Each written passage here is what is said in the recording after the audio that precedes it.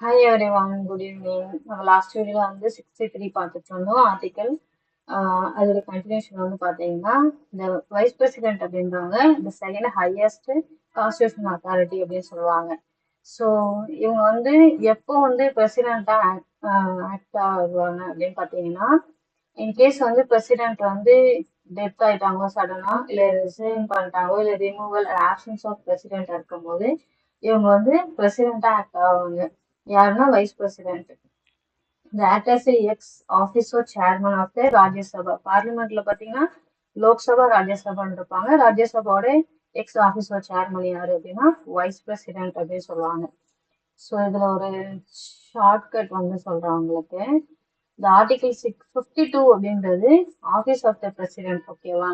இதுலயும் ஒன்று ஆட் பண்ணிக்கோங்க. +1 அப்படின்னா 3, +1னா 6. அது வந்து office of the vice president. Thank you.